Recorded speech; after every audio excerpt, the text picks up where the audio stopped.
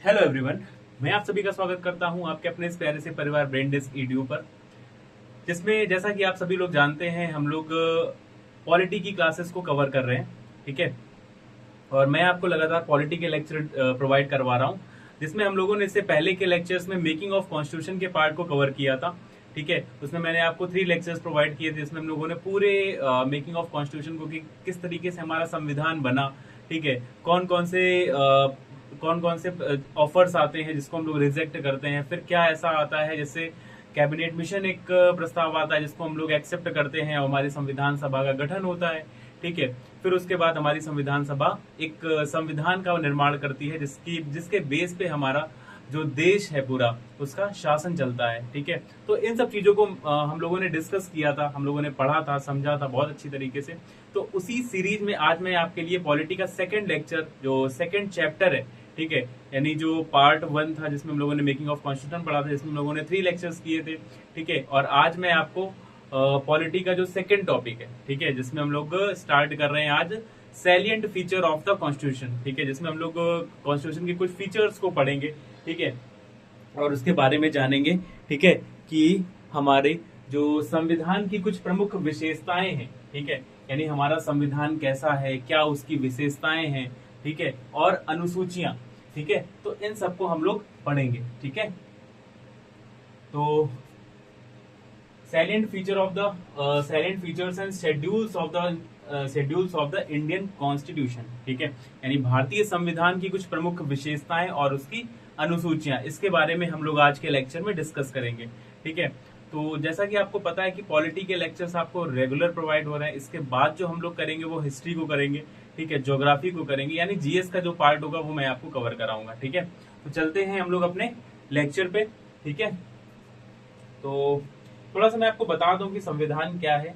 तो भारत का संविधान एक लिखित संविधान है और एक बहुत बड़ा संविधान है। ठीक है, मतलब इसको एक संविधान सभा के द्वारा इसको लिखा गया, जिसमें हमारे बहुत से महान लीडर थे जिन्होंने बैठ के डिस्कशन किया और कई सारे देशों के संविधान का अध्ययन किया, और वहां से जो जो चीजें उनको इम्पोर्टेंट लगी उसको अपने संविधान में समाहित किया और एक नया संविधान की रचना की, जिसके आधार पे हमारा देश आज चल रहा है। ठीक है, तो आप लोग सोचिए थोड़ा सा कि आज से 1950 के आसपास जब हमारा संविधान लिखा गया था, तो क्या सोचा गया था कि 2027 में आज हमारा देश जिस तरीके से प्रगति कर रहा है, जिस तरीके से हम लोग टेक्नोलॉजी में जाते जा रहे हैं, तो क्या ऐसा लगता है कि जो कितने महान रहे होंगे हमारे उस टाइम के नेता लोग, जो महान लोग थे जिन्होंने संविधान को लिखा था, क्या उन्होंने इस चीज की कल्पना की होगी कि हमारा जो देश होगा इस तरीके से प्रगति करेगा? नहीं। तो मतलब जो हमारे देश के जो उस समय के जो महान क्रांतिकारी नेता थे, ठीक है, जो लीडर थे, जो संविधान सभा को लीड कर रहे थे, ठीक है, मतलब उनका जो मतलब विजन रहा होगा वो कितना कितना अच्छा रहा होगा, कितना दूरदर्शी सोच रही होगी उनकी। ठीक है, तो ये सब चीजें हैं। ठीक है, तो चलिए बाकी बातें हम लोग करते रहेंगे। और चैप्टर जो हमारा पॉलिटी है, पॉलिटी सब्जेक्ट एक बहुत ही इंटरेस्टिंग सब्जेक्ट है। बहुत सी चीजें इसमें जानने को मिलती हैं, समझने को मिलती हैं। ठीक है, हमारी डेली लाइफ से भी चीजें रिलेट करती हैं। ठीक है, तो चलते हैं हम अपने चैप्टर की ओर। जो हमारा नेक्स्ट पार्ट है वो क्या है? Salient feature of Indian constitution and schedules of the Indian constitution. ठीक है, तो चलते हैं। तो सबसे पहला है हमारा जो फर्स्ट है वो क्या है कि Indian constitution is the lengthiest written constitution in the world. ठीक है, यानी भारत का जो संविधान है वो विश्व का सबसे बड़ा लिखित संविधान है। तो क्या कोई ऐसा संविधान भी होता है जो अलिखित होता है, यानी जो रिटन नहीं होता है? ठीक है, रिटन फॉर्म में नहीं होता है, ऐसा संविधान भी होता है? तो हाँ बिल्कुल, जैसे यूके का संविधान है तो वो रिटन नहीं है। ठीक है, वो रिटन में नहीं है। ठीक है, तो जैसे भारत की बात करें तो भारत का जो संविधान है वो विश्व का सबसे लंबा और लिखित संविधान है। ठीक है, भारत का संविधान जो है वो सबसे बड़ा और लिखित संविधान है। ठीक है, ऐसा है, लिखित संविधान है, यानी एक रिटन कॉन्स्टिट्यूशन है। ठीक है, वर्ल्ड का। और मोस्ट इंपॉर्टेंट कि जब हमारा संविधान लिखा गया, ठीक है, जब हमारे संविधान की रचना हुई थी, यानी हमारे जो महान लोग थे जिन्होंने संविधान की रचना की, तो उस समय जब उन्होंने लिखा तो उस समय उन्होंने संविधान में कितने आर्टिकल्स थे? 395 आर्टिकल। ठीक है, कितने आर्टिकल थे? 395 आर्टिकल, 22 पार्ट्स और 8 शेड्यूल्स इसमें संविधान को समाहित किया था। इतने 395 आर्टिकल्स में हमारा संविधान लिखा गया था, जिसमें 22 भाग थे और 8 अनुसूचियां थी। ठीक है, लेकिन जैसे जैसे हमारा देश बढ़ता गया, प्रगति करता गया, तो उसमें कुछ चीजें चेंजेस हुई। ठीक है, जैसे क्या, जब 1950 में संविधान को लिखा गया तो क्या उस समय मोबाइल फोन हुआ करते थे? उतनी टेक्नोलॉजी थी जैसी आज है? तो नहीं है ना। तो इन सब चीजों को फिर अब संविधान में कुछ चेंजेस भी करने पड़े। जैसे जैसे हमारा देश बढ़ रहा था तो कुछ चीजें हमारे यहाँ नई नई चीजें आ रही थी, तो उसके लिए भी तो चीजों के रूल्स बनने थे, कुछ नियम बनने थे। तो इसलिए क्या किया गया, संविधान में कुछ चेंजेस किए गए। ठीक है, और जब चेंजेस किए गए तो जो हमारे संविधान में जो आर्टिकल्स थे वो बढ़ गए। कितने हो गए? फिर जो इस टाइम पे हमारे जो कॉन्स्टिट्यूशन में आर्टिकल है वो कितने हैं? 448 आर्टिकल्स हैं, और पार्ट कितने हैं? 25 हैं। ठीक है, और अनुसूचियां यानी शेड्यूल्स कितने हैं? वो 12 हैं। 448 आर्टिकल्स, 25 पार्ट्स एंड 12 शेड्यूल्स। ठीक है, तो ये चीजें हैं हमारे संविधान की मुख्य विशेषताएं। जैसे हमारे संविधान में कितने 395 अनुच्छेद थे, 395 आर्टिकल्स थे, 22 पार्ट्स थे एंड 8 अनुसूचियां थी। ठीक है, और बट अब कितने हैं? 448 आर्टिकल्स हैं और 25 पार्ट्स हैं एंड 12 शेड्यूल्स हैं। ठीक है, ऐसा नहीं है कि सारी चीजों को ऐड ही किया गया, यानी संविधान में चीजें हम लोगों ने हटाई भी हैं, बहुत सारी चीजें हम लोगों ने हटाई भी हैं। तो जब अभी मैं आपको जब आर्टिकल्स पढ़ाऊंगा तो मैं वहां पे आपको चीजों को बताऊंगा। और सबसे लास्ट में हम लोग डिस्कस करेंगे कि कॉन्स्टिट्यूशन अमेंडमेंट, ठीक है, यानी कुछ संविधान संशोधन भी हुए हैं। ठीक है, तो वो चीजें भी हम लोग पढ़ेंगे। ठीक है, तो कुछ चीजों को हटाया गया। सबसे पहले से भाग 7 को हटा दिया गया, यानी पार्ट 7 को हटाया गया। ठीक है, और part 7 has been deleted and new parts 4A और 9th A, 9th B एंड 14th A have been added. तो कुछ पार्ट ऐड भी किए गए हैं और कुछ पार्ट हटाए भी गए हैं। ठीक है, रिमूव भी किए गए हैं और कुछ को ऐड भी किया गया। तो हम वो चीजें पढ़ेंगे, वो हम लोग बाद में पढ़ेंगे। ठीक है, फिर उसके बाद हम लोग चलते हैं। तो नेक्स्ट है हमारा लिखित, तो रिटन वर्सेस अनरिटन कॉन्स्टिट्यूशन। तो डिफरेंस क्या होता है? क्या डिफरेंस होता है? क्या सिर्फ एक संविधान ऐसा है जो लिखित है और एक संविधान ऐसा है जो अनरिटन फॉर्म में? तो दोनों में कोई डिफरेंस नहीं होता है, डिफरेंस होता है। तो उन डिफरेंस को हम लोग समझेंगे। ठीक है, कि लिखित संविधान का जो देश होता है उसमें क्या चीजें होती हैं, और जो अलिखित संविधान का देश होता है उसमें क्या चीजें होती हैं। ठीक है, तो सबसे पहले जो हम बात करें तो जो लिखित संविधान यानी रिटन कॉन्स्टिट्यूशन है और अनरिटन कॉन्स्टिट्यूशन है। ठीक, तो सबसे पहले स्ट्रक्चर की अगर हम बात करते हैं तो सबसे पहला जो रिटन है उसमें क्या होता है? Compiled and structured in a systematic form. ठीक है, यानी ऐसा संविधान जो लिखित है, जो रिटन कॉन्स्टिट्यूशन है, तो वो क्या होता है? वो एक स्ट्रक्चर्ड फॉर्म में होता है। ठीक है, सिस्टमैटिक फॉर्म में उसमें चीजें मेंटेन होती हैं। जैसे आप जब हमारा संविधान पढ़ेंगे, अभी जब मैं आपको आर्टिकल्स पढ़ाऊंगा तो आप देखेंगे एक एक चीज को बहुत बारीकी से अध्ययन किया गया है। ठीक है, और एक एक चीज को इस तरीके से संविधान में पिरोया गया है कि कोई भी चीज अटैच, मतलब हर एक चीज एक अपने पहले वाले आर्टिकल से अटैच करती है।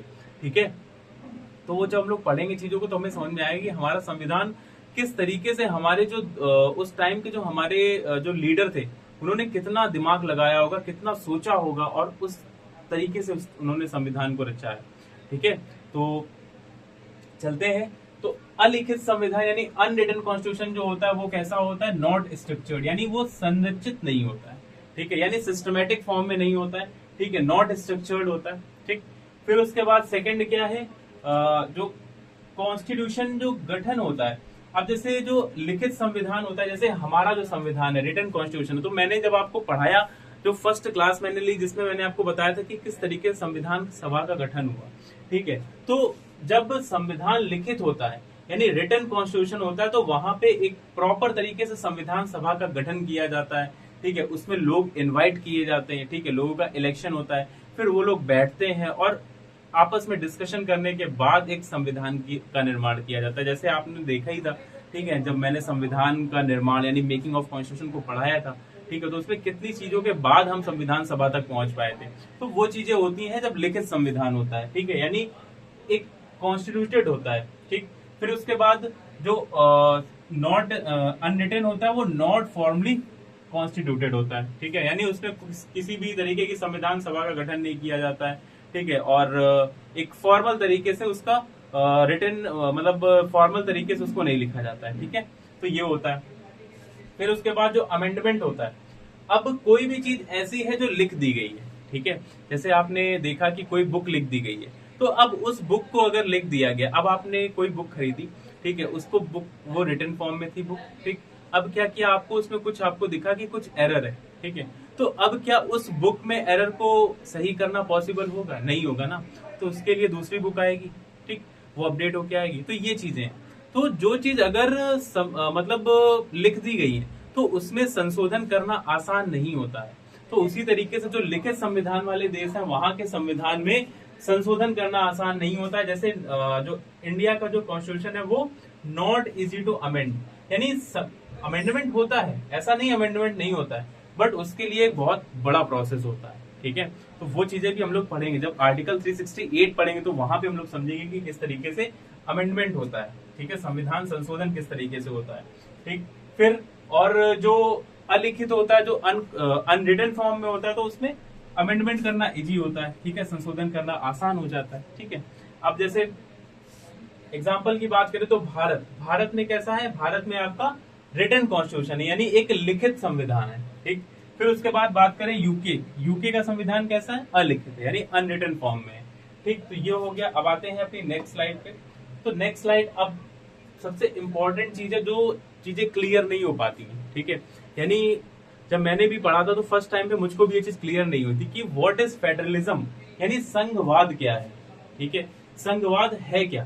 ठीक, तो अब समझते हैं कि जो गवर्नमेंट होती है वो दो टाइप की होती है। ठीक है, तो कैसी होती है, दो टाइप की, एक होता है फेडरलिज्म,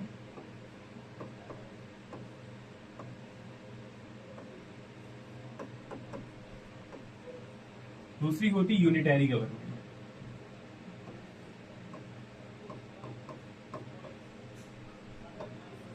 ठीक, फेडरलिज्म और यूनिटरी, अब ये दो चीजें हैं क्या, ये दो वर्ड है क्या। ठीक है, तो इसका मतलब समझिए सबसे पहले कि फेडरलिज्म का मतलब क्या होता है। तो अगर फेडरलिज्म का आप मतलब समझे तो एक फेडरलिज्म का मतलब ये होता है कि मतलब एक सरकार है, ठीक है, एक गवर्नमेंट है, अब उसकी ऐसा नहीं है कि वो सिर्फ अकेले शासन कर रही है, उसके नीचे भी कई सारी गवर्नमेंट है। ठीक है, तो वो फेडरलिज्म हो जाता है। मतलब इसमें क्या होता है, फेडरलिज्म में क्या होता है कि पावर्स का डिवीजन हो जाता है, शक्तियों का विभाजन हो जाता है। ठीक है, यानी गवर्नमेंट जैसे हमारे यहाँ भारत में क्या है, यूनियन गवर्नमेंट है, यानी संघ केंद्रीय सरकार है। अब केंद्रीय सरकार क्या अकेले पूरा देश चलाती है, ऐसा तो नहीं होता है। केंद्र सरकार के नीचे भी स्टेट गवर्नमेंट होती है, स्टेट गवर्नमेंट के नीचे फिर लोकल बॉडीज होती हैं। तो यहाँ पे क्या हो रहा है, यहाँ पे शक्तियों का विभाजन हो जाता है। ठीक है, तो फेडरलिज्म में क्या होता है कि शक्तियां हमारी विभाजित हो जाती हैं। ठीक, मतलब यूनियन गवर्नमेंट के पास पावर होगी, फिर उसके बाद पावर स्टेट गवर्नमेंट के पास होगी, फिर लोकल बॉडीज के पास होगी। तो ये फेडरलिज्म होता है। ठीक है, जैसे कि यहाँ पे लिखा हुआ है कि यह देश में सरकार के एक से अधिक स्तरों के अस्तित्व को संदर्भित करता है, यानी this refers to the existence of more than one level of government in the country, यानी मोर देन वन लेवल, एक लेवल से ज्यादा, यानी एक गवर्नमेंट से ज्यादा होनी चाहिए। मतलब एक से ज्यादा, दो भी हो सकती है, तीन भी हो सकती है। ठीक है, जैसे भारत में कितनी होती है, भारत में 3 tyre government exist in India, यानी इंडिया में 3 टायर गवर्नमेंट एग्जिस्ट करती है। ठीक है, तो ये होता है फेडरलिज्म। तो फेडरलिज्म में क्या होता है, सबसे पहली बात आपको याद रखनी है कि सरकार एक नहीं होती है, एक से ज्यादा सरकार होती है फेडरलिज्म गवर्नमेंट में। ठीक है, और यहाँ पे शक्तियों का विभाजन हो गया होता है, यानी शक्तियां विभाजित होती हैं। ऐसा नहीं होता है कि सिर्फ यूनियन गवर्नमेंट यानी जो केंद्र सरकार है उसके पास ही पावर होगी, ऐसा नहीं होता है। ठीक है, पहली तो ये चीज याद रखनी। दूसरा कि यहाँ पे गवर्नमेंट एक से ज्यादा हो सकती है। ठीक है, बाकी और भी चीजें उसको हम लोग पढ़ेंगे अभी। और एक चीज, under federalism the states are not mainly agents of federal government, they drive their authority from constitution itself, यानी फेडरलिज्म में क्या होता है कि ऐसा नहीं होता है कि जो राज्य हैं वो केंद्रीय सरकार के एजेंट हो, यानी वो ऐसा नहीं होता है कि वो केंद्र सरकार के हर एक ऑर्डर को माने। ठीक है, वो एक कॉन्स्टिट्यूशन के अंतर्गत कार्य करते हैं, यानी संविधान के अंतर्गत कार्य करते हैं, यानी संविधान जो रूल होता है उस रूल के अंतर्गत कार्य करते हैं। ठीक है, नियमों के अंतर्गत कार्य करते हैं, वो सिर्फ यूनियन गवर्नमेंट के ऑर्डर पे काम नहीं करते हैं। ठीक है, तो ये होता है हमारा फेडरलिज्म। ठीक, क्लियर है? फेडरलिज्म क्लियर हुआ?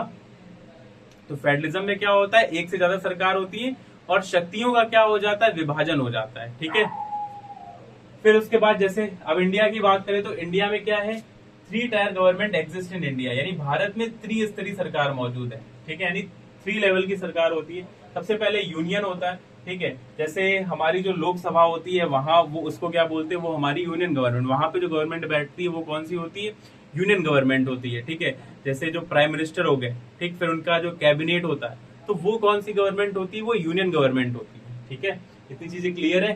ठीक, यानी वो कौन सी होती है, संघ या केंद्र। फिर उसके बाद राज्य, यानी हर एक स्टेट, जैसे किसी भी स्टेट की बात कर लीजिए, यूपी हो गया, ठीक है, बिहार हो गया, एमपी हो गया।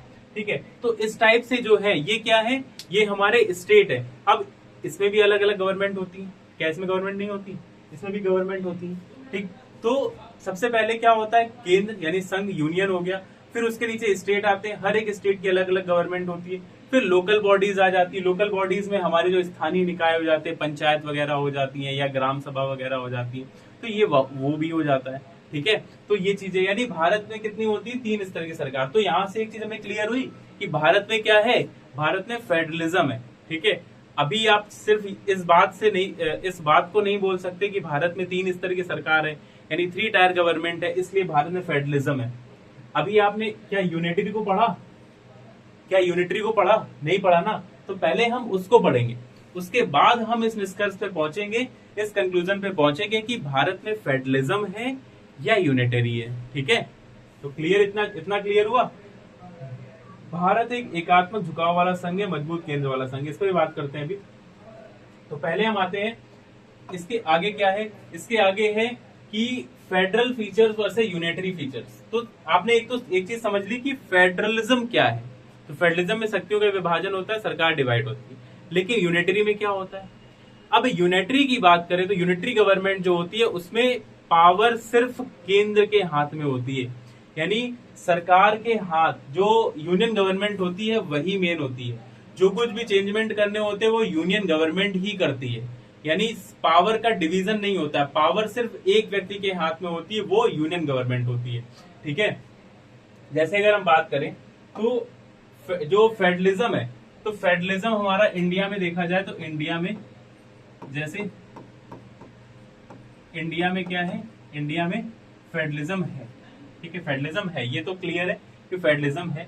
और यूनिटरी गवर्नमेंट, अब जैसे हम बात करें तो जैसे यूएसए हो गया, तो यूएसए क्या हो गया, यूएसए में क्या है, यूनिटरी गवर्नमेंट, उसमें पावर जो है वो केंद्र के हाथ में।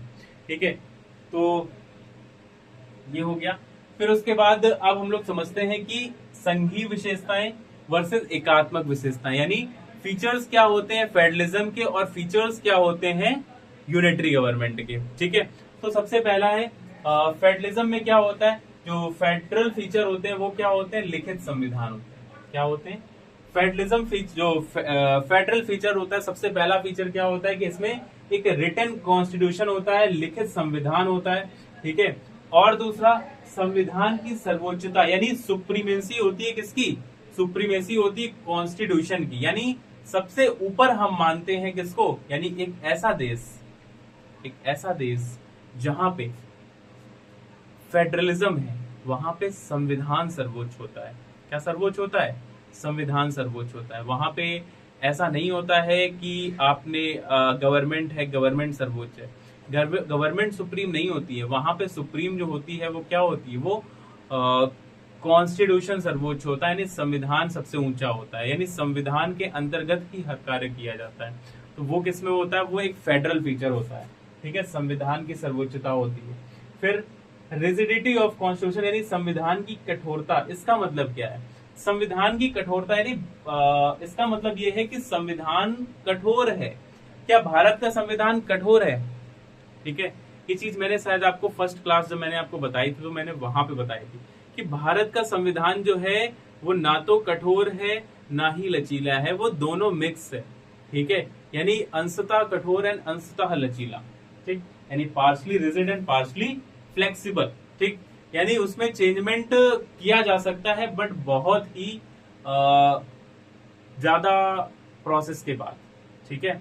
तो ये होता है कि जो ऐसा एक देश जहां पे फेडरल गवर्नमेंट होती है यानी फेडरलिज्म होता है, तो वहां पे क्या होता है, संविधान की कठोरता होती है, यानी रिजिडिटी होती है कॉन्स्टिट्यूशन की, संविधान की कठोरता, वहां पे अमेंडमेंट करना यानी संविधान में संशोधन करना। अब इस पॉइंट का जो मतलब है वो सिर्फ इसी बात से लगाया जाता है कि अमेंडमेंट कितनी आसानी से किया जा सकता है, ठीक है। तो ऐसा कोई गवर्नमेंट जहां पे फेडरल फीचर है तो वहां पे संविधान को बहुत आसानी से अमेंड नहीं किया जा सकता है, ठीक है।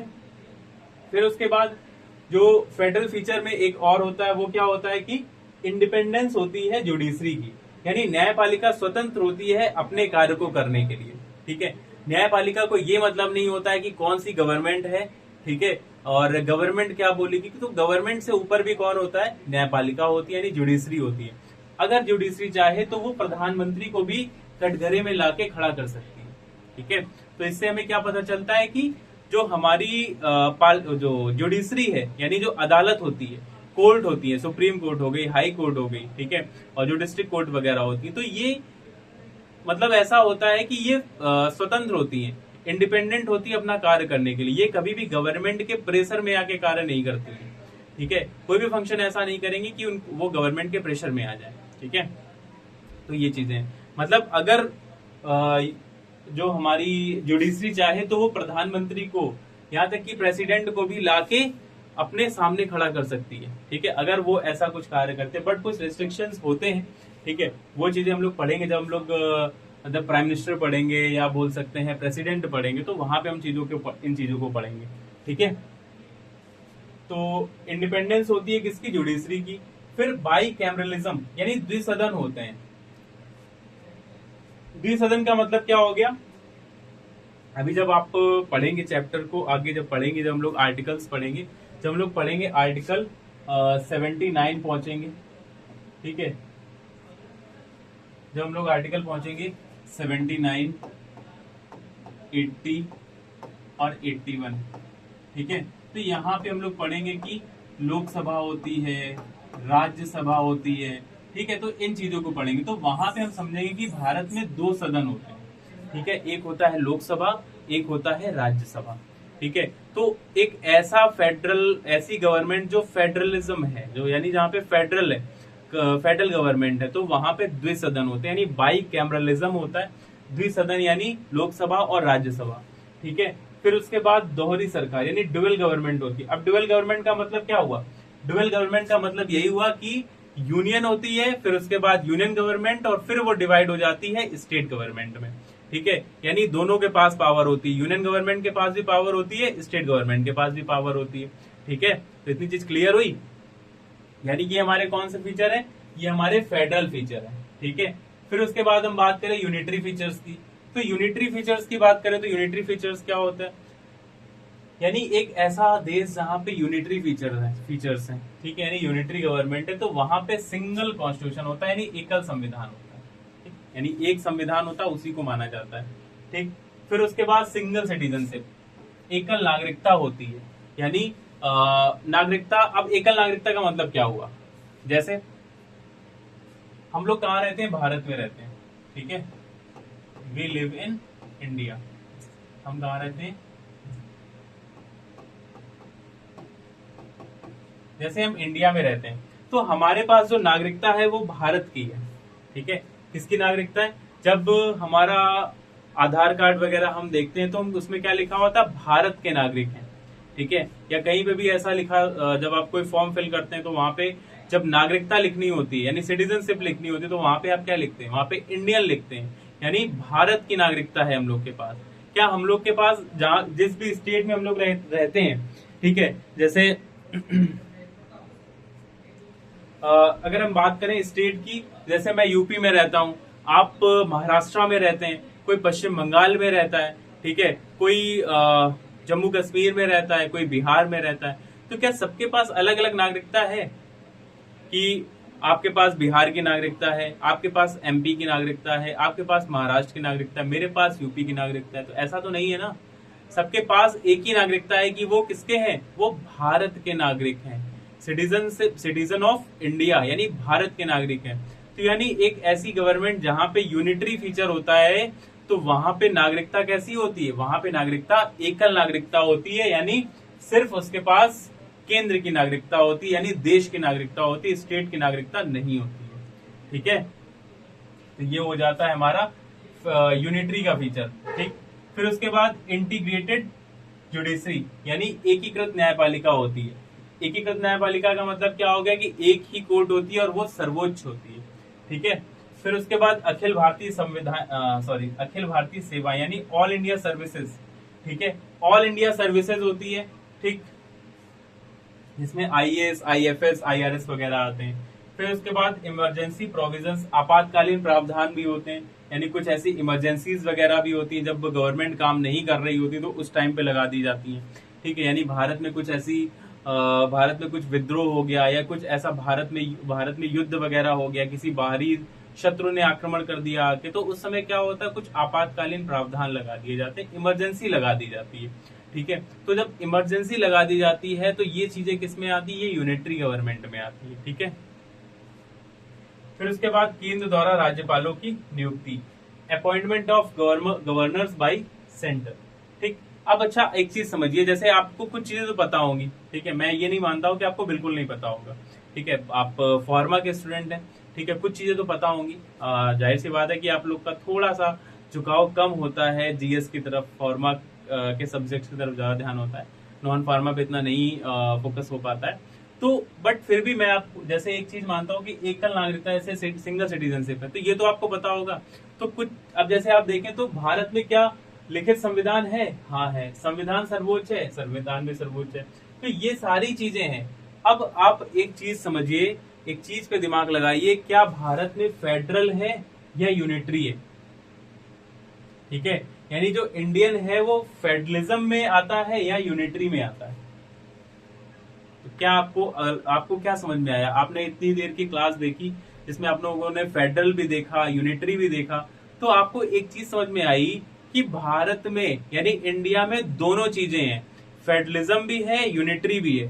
ठीक है, यानी भारत का जो संविधान है, यानी भारत की जो सरकार है वो फेडरलिज्म में भी विश्वास करती है और यूनिटरी में भी करती है। ठीक है, तो ये है। तो इंडिया जो है वो, अभी आप नेक्स्ट देखते हैं, जैसे views on federalism and organs of government, यानी सरकार पे जो कुछ व्यूज दिए गए, कुछ जो हमारे जो उस टाइम के जो लोग थे उन्होंने कुछ व्यूज दिए, जो हमारे उस टाइम के बोल सकते हैं जो महान लोग थे। ठीक है, जो दार्शनिक थे उन्होंने कुछ व्यूज दिए। उन्होंने क्या बोला कि क्वाजाई फेडरल, ठीक है, भारत का जो संघवाद है उसको क्या बोला गया कि इंडियन फेडरलिज्म जो है अर्ध संघीय यानी क्वाजाई फेडरल है। तो क्वाजाई फेडरल का मतलब समझ में आया क्या है, क्वाजाई फेडरल किसने बोला था, क्वाजाई फेडरल बोला था केसी विहरे के द्वारा बोला गया। तो ये बहुत इंपॉर्टेंट है। ठीक है, अब ये इंपॉर्टेंट कैसे है, जब एग्जाम में क्वेश्चन आता है तो वो कुछ स्टेटमेंट पूछे जाते हैं। ठीक है, तो कुछ स्टेटमेंट पूछे जाते हैं, ये सारे स्टेटमेंट इंपॉर्टेंट है।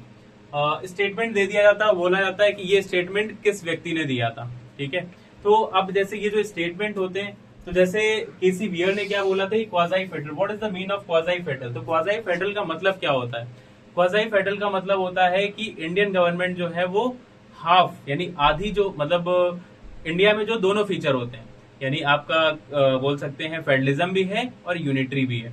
भारत जो है वो दोनों पे विश्वास करता है।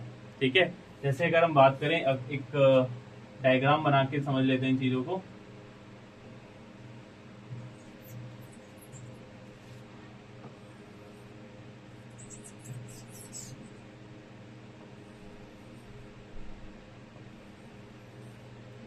ये हो गया जैसे फेडरलिज्म और ये हो गया यूनिटरी।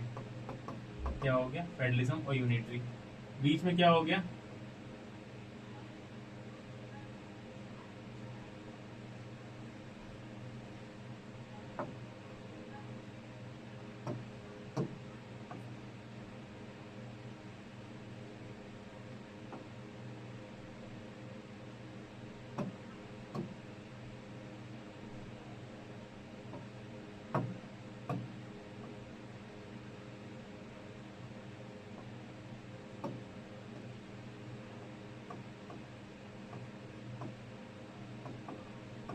तो बीच में हो गया इंडिया, यानी इंडिया जो है वो फेडरलिज्म में भी है और यूनिटरी में भी है। तो भारत में दोनों चीजें हैं, फेडरलिज्म एंड यूनिटरी। इसीलिए भारत को केसी वियर ने क्या बोला था, क्वाजाई फेडरल बोला था, कि भारत जो है वो एक अर्ध संघीय देश है, यानी इसमें संविधान जो है, मतलब जो क्वाजाई फेडरल का मतलब क्या है, फेडरलिज्म भी है और यूनिटरी भी है। ठीक है।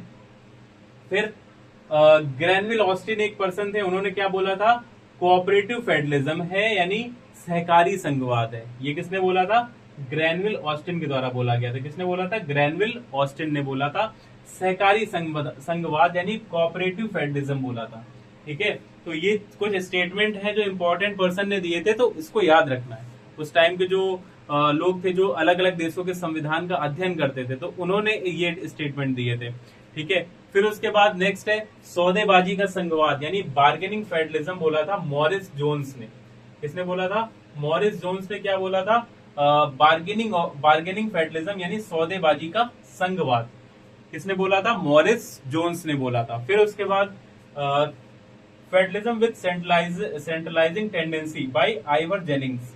फेडरलिज्म विद सेंट्रलाइजिंग टेंडेंसी किसने बोला था, केंद्रीकरण की प्रवृत्ति के साथ संघवाद, आइवर जेनिंग्स के द्वारा ये स्टेटमेंट दिया गया था।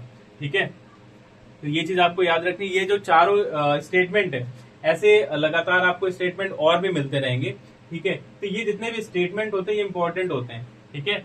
आपको ऑब्जेक्टिव क्वेश्चन में ये चीजें मिल जाती हैं कि किस व्यक्ति ने इस स्टेटमेंट को दिया था। ठीक है। तो ये चीजें हो जाती हैं।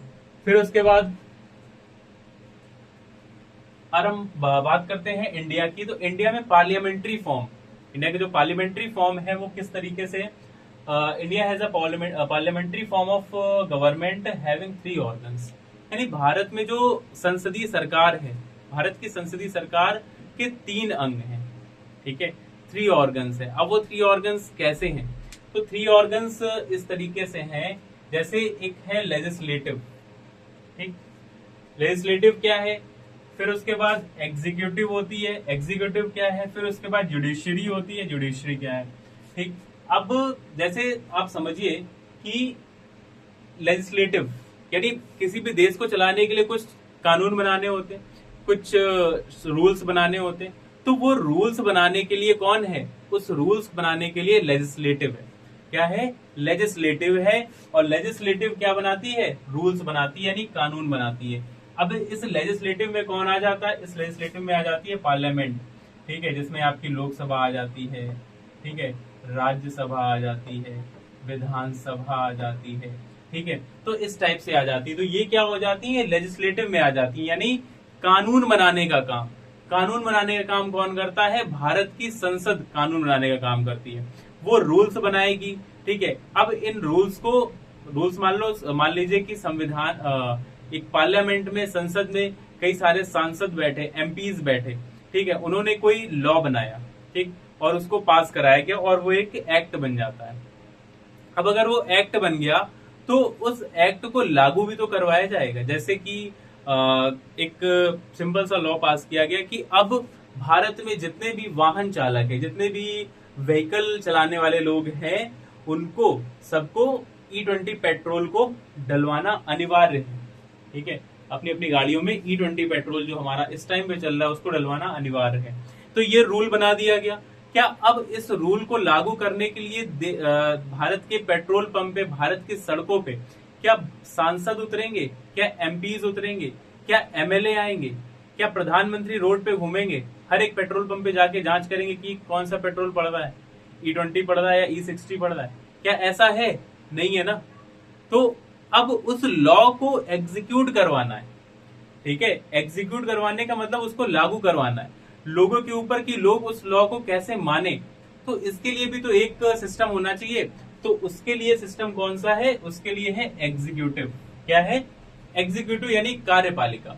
यानी इसका काम क्या हो गया, इसका काम है कि जो भी रूल बनाए जा रहे हैं उसको लागू करवाना। ठीक है, अब एग्जीक्यूटिव में कौन आ जाता है, एग्जीक्यूटिव में सबसे पहले आ जाती है पुलिस। ठीक, आईएएस वगैरह आ जाते हैं। ठीक है, या और भी जो सरकार के नीचे काम करते हैं, जो सरकारी जितने भी कर्मचारी होते हैं वो सब एग्जीक्यूटिव में आ जाते हैं। ठीक है, तो अब जैसे अब कोई भी लॉ बनाया गया तो उस लॉ को एग्जीक्यूट करवाना है, लागू करवाने का काम किसका होता है? पुलिस का होता है। अब पुलिस को वो काम करना ही है, भले ही पुलिस को लग रहा है कि वो चीज गलत है, बट उसको क्योंकि वो एग्जीक्यूटिव के अंतर्गत आती है, यानी उसको उस चीज को लागू करवाना है, कुछ भी हो जाए, चाहे वो गलत है या वो सही है। ठीक है, फिर उसके बाद जो हमारा थर्ड ऑर्गन होता है वो क्या होता है? जुडिशरी होता है। जुडिशरी क्या हो गया? अब जैसे लॉ बनाया गया, ठीक है, कोई भी कानून बनाया गया, ठीक, उस कानून को लागू करवाने के लिए कौन आया? पुलिस आई। ठीक, तो पुलिस ने उसको लागू करवाया। क्या सारे लोग उस लॉ को मान जाते हैं? नहीं मानते हैं। ठीक है, जो किसी भी बाइक को चलाने के लिए क्या करना होता है? हेलमेट पहनना होता है। ठीक है, तो क्या सारे लोग हेलमेट पहनते हैं? नहीं पहनते। तो पुलिस का काम क्या होता है कि उस हेलमेट पहनने वाले लोगों पे कार्रवाई करना। ठीक है, तो वो एग्जीक्यूट कर रही है, अपने अपने एक्शन को एग्जीक्यूट करती है। ठीक है, अब जो लोग हेलमेट पहनते हैं तो उनको तो कोई प्रॉब्लम नहीं, जो लोग हेलमेट नहीं पहनते हैं तो उनका क्या होता है? चालान होता है। ठीक है, या अंडर द टेबल मनी, रिश्वत दे लेते हैं, ठीक है, और छोड़ देते हैं। तो ये चीजें हो जाती है। ठीक है, अब ये भी उनका एक तरीका है एग्जीक्यूट करने का, तो ये तो हो गया। फिर उसके बाद अगर ये वाला नहीं हुआ, under under the table money, यानी बोल सकते हैं रिश्वत नहीं ली, ठीक है, 500 रुपए नहीं लिए, 100 रुपए नहीं लिए, ठीक है, या उनको एक मसाला नहीं खिलाया, तो क्या करे? तो क्या किया जाता है? तो चालान काट दिया जाता है। तो अब वो चालान काटने के बाद जो पैसे होते हैं वो कहाँ पे जाते हैं? वो भारतीय कोष में जाते हैं। ठीक है, अब अगर आपने उसको, वो चालान आपने जमा नहीं किया, ठीक है, उसके पैसे नहीं जमा किए, तो वो कुछ दिन तक तो ऐसे ही चलता रहेगा। आपको लग रहा है वाह मैंने तो पैसे नहीं जमा किए, ठीक है, चलता रहेगा। आपको लग रहा है पैसे नहीं जमा किए, मैं तो शहंशाह हो गया, अब तो मुझे तो कोई रोक भी नहीं रहा है। लेकिन एक बार क्या होगा, कुछ दिनों के बाद आपके पास कोर्ट से समन आएगा। ठीक है, कोर्ट से आपको बुलावा भेजा जाएगा कि भैया आओ और अपना चालान को छुड़वा लो आके। ठीक है, फिर भी आप नहीं जा रहे हैं कि कौन जाएगा, क्या ही हो जाएगा, छोटा सा एक चालान ही तो हुआ है। फिर आपके घर में पुलिस आएगी, फिर वो आपको उठा के ले जाएगी। तो आखिरकार एग्जीक्यूट करना पड़ा ना, काम कौन आया? एग्जीक्यूटिव ही आया। तो यहाँ पे अगर आपने एग्जीक्यूटिव की बात नहीं मानी, ठीक है, तो कौन आएगा? फिर आएगी जुडिशरी। ठीक है, तो फिर ये आपको पनिश करेगी, फिर आपका चालान और बढ़ जाएगा। ठीक है, हो सकता है जेल भी हो जाए। ठीक, तो ये चीजें हैं। तो सबसे पहला है लेजिस्लेटिव, यानी लेजिस्लेटिव ने क्या किया? लेजिस्लेटिव ने कानून को बनाया, एग्जीक्यूटिव ने उसको लागू करवाया। अगर लागू करने वाले ने बात मान ली तो ठीक है, नहीं मानी तो उसके लिए क्या है? उसके लिए जुडिशरी है, फिर आपको कोर्ट जाना पड़ेगा। ठीक है, फिर आपके पैसे लगेंगे, तो वो चीजें हो जाती हैं। ठीक, तो ये इस तरीके से हमारी पार्लियामेंट्री फॉर्म होती है, जो हमारी गवर्नमेंट काम करती है, कानून बनाती है, फिर लागू करवाने के लिए कोई और होता है। फिर अगर लागू करवाने वाले लोगों की बात नहीं मानी जाती है तो उसके लिए फिर जुडिशरी आती है। ठीक है, फिर उसके बाद हम लोग बात करते हैं नेक्स्ट की। तो नेक्स्ट है हमारा अब, यानी अब जो आपका स्टार्ट हो रही है, अब आपकी रियल पॉलिटी स्टार्ट हो रही है। ठीक है, जिसमें आप लोग अभी आपकी क्या स्टार्ट होगी? ये आपकी स्टार्ट होगी अनुसूचियां, जिसको हम लोग बोलते हैं शेड्यूल्स। ठीक है, मैंने आपको बताया था कि जब भारत का संविधान बनाया गया तो उस टाइम पे कितनी अनुसूचियां थी, कितने शेड्यूल्स थे?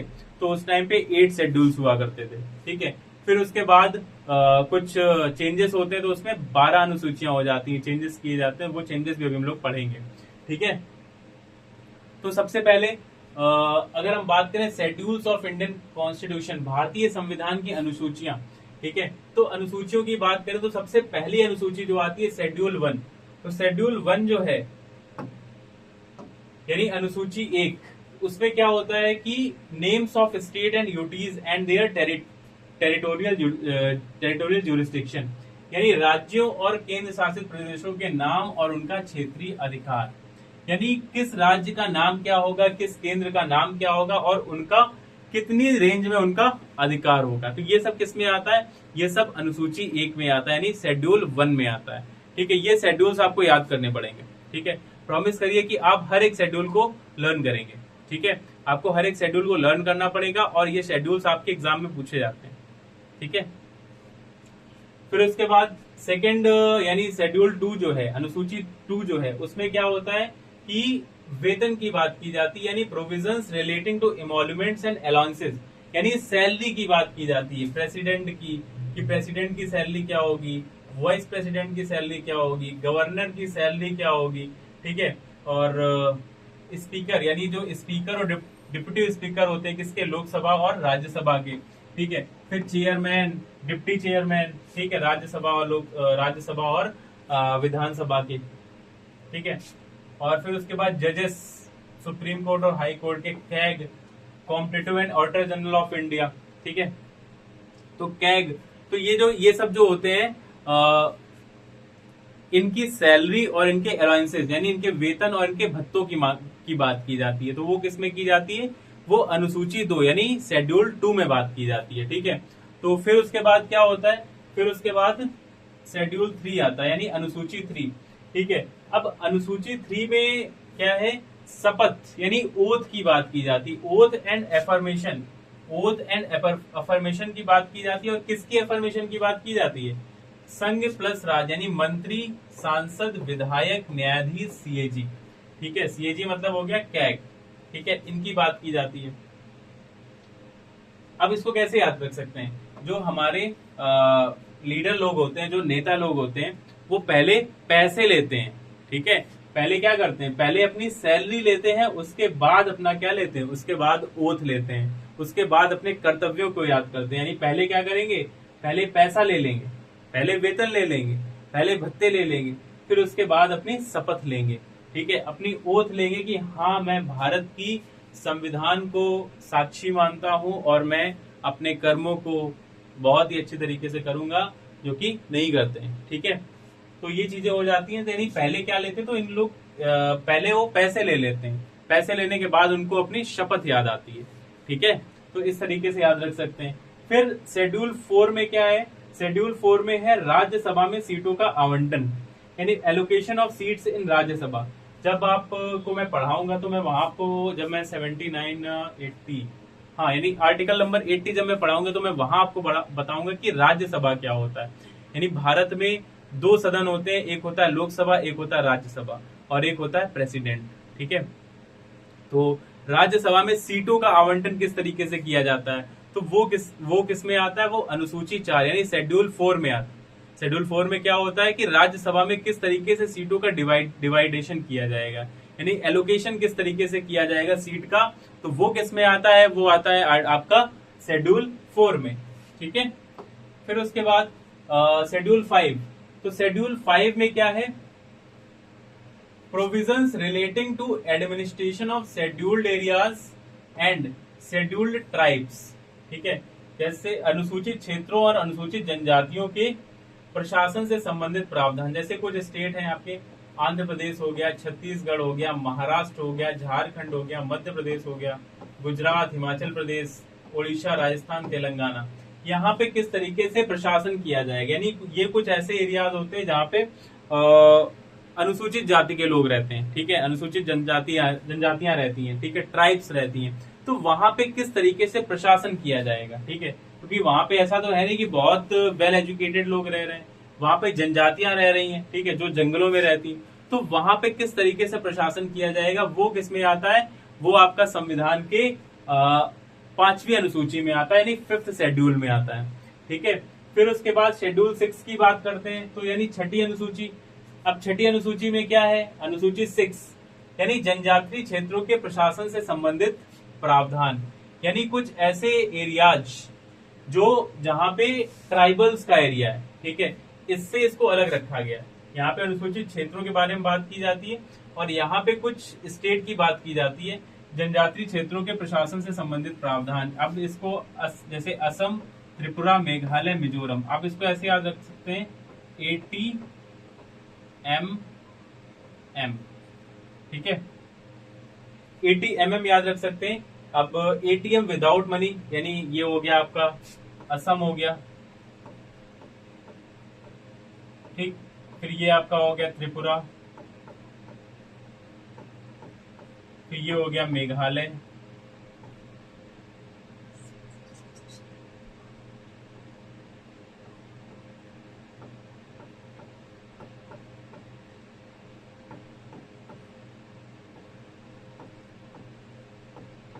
ये क्या हो गया, मेघालय हो गया, ये आपका मिजोरम हो गया, ठीक। असम, त्रिपुरा, मेघालय, मिजोरम। ठीक है, अब इसमें मणिपुर शामिल नहीं होता है। जैसे आप एम से कंफ्यूज होके मेघालय की जगह मिजोरम कर दिया, ठीक है, या सॉरी मेघालय की जगह मणिपुर कर दिया या मिजोरम की जगह मणिपुर कर दिया, तो आपको याद रखना है कि यहाँ पे मणिपुर नहीं होता है, यानी मणिपुर इस अनुसूची में नहीं आता है। ठीक है, तो इसकी ट्रिक है एटीएम विदाउट मनी, यानी एटीएम विदाउट मनी का मतलब आप समझ सकते हैं कि यहाँ पे मनी, यानी मनी से मणिपुर नहीं होता। असम होता है, त्रिपुरा होता है, मेघालय होता है, मिजोरम होता है, बट विदाउट मनी यानी विदाउट मणिपुर। ठीक, इस तरीके से भी लर्न रख सकते हैं।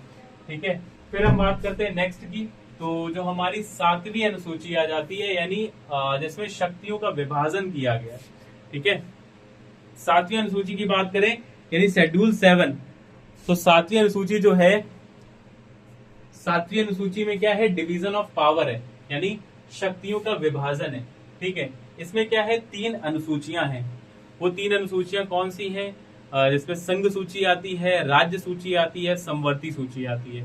ठीक है, तो संघ सूची क्या होती है, 3 सूचियां होती है, यानी 3 लिस्ट होती है जिसपे यूनियन और स्टेट लॉ बनाती हैं। ठीक है, यहाँ पे क्या होता है कि जैसे मैंने आपको बताया था कि संघवाद यानी फेडरलिज्म में क्या होता है, शक्तियों का विभाजन किया जाता है।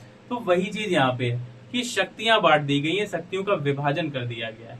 ठीक है, इसको हम लोग करेंगे नेक्स्ट क्लास में, क्योंकि ये जो है ये टॉपिक बड़ा है और इसको मैं आपको नेक्स्ट क्लास में बहुत अच्छे तरीके से समझाऊंगा। ठीक है, तो ये थी हमारी आज की क्लास, जिसमें हम लोगों ने क्या समझा है, जिसमें हम लोगों ने साइलेंट फीचर यानी कुछ फीचर्स पढ़े हैं, और अभी ये क्लास कंप्लीट नहीं हुई है, इसके अभी कुछ और भी टॉपिक्स बचे हुए जिसको मैं नेक्स्ट क्लास में कवर कराऊंगा। ठीक है, और आपने क्या पढ़ा, साइलेंट फीचर पढ़े, और जो आपकी शेड्यूल्स है यानी अनुसूचियां जो है वो अभी आपकी कंप्लीट नहीं है, वो भी चल रही है। 12 अनुसूचियां हम लोग को पढ़नी है, जिसमें हम लोगों ने कितनी पढ़ ली है, 6 पढ़ ली है। ठीक है, फिर उसके बाद इतनी लेक्चर भी आपके बचे हुए हैं, यानी इतनी स्लाइड्स बची हैं। ठीक है, फिर मैं आपको बता दूं जैसे कि हमारा बैच चल रहा है एम्स और सीआईएसएफ फार्मासिस्ट का, हम लोग बैच लेके आए हैं। इसमें आपको फार्मा और नॉन फार्मा, ठीक है, फार्मा और नॉन फार्मा दोनों की क्लासेस रेगुलर प्रोवाइड कराई जा रही है। अगर आपको एम्स और सीआईएसएफ फार्मासिस्ट की तैयारी करनी है, उसमें आपको अपने भविष्य को संवारना है और जाना चाहते हैं आप उसमें एज सोल्जर जाना चाहते हैं या एम्स में जाना चाहते हैं, तो आप हमारे बैच में इनरोल हो सकते हैं। जो बैच हमारा है वो ब्रेन डेस्क ईडीयू नाम का हमारा ऐप है, उस ऐप में आप जाइए और हमारे बैच में इनरोल होइए, जिसमें आपको क्लासेस रेगुलर प्रोवाइड की जाएंगी और बहुत ही अच्छी तरीके से आपको फार्मा और नॉन फार्मा का कंटेंट प्रोवाइड किया जा रहा है। ठीक है, नोट्स प्रोवाइड किए जा रहे हैं, आप एक बार विजिट करिए, देखिए, बहुत अच्छी तरीके से आपको तैयारी करवाई जाएगी। ठीक है, इसमें फार्मा का सेक्शन आपको हमारी टीम का डिस्कशन हो ही चुका है। ठीक है, आपको मीटअप करवाई दिया गया है। ठीक है, तो जो नॉन फार्मा का सेक्शन है वो अलग आपको फैकल्टी करा रही है और फार्मा की फैकल्टी अलग है, तो आप इसको ज्वाइन करिए और बहुत अच्छे तरीके से अपनी तैयारी को करिए। ठीक है, तो मिलते हैं हम लोग अपनी नेक्स्ट क्लास में, जिसमें हम लोग पॉलिटी का जो साइलेंट फीचर, अभी साइलेंट फीचर ही चल रहा है, तो उसको हम लोग और भी अच्छी तरीके से कवर करेंगे और आपको नई नई चीजें आपको लगातार मिलती रहेंगी। और इसके बाद में आर्टिकल कराऊंगा और फिर उसके बाद में फिर अमेंडमेंट वगैरह कराने, बहुत सी चीजें हैं। बहुत ही अच्छे तरीके से अपनी लाइफ, अपनी पढ़ाई को एंजॉय करिए। मिलते हैं नेक्स्ट क्लास में। Thank you.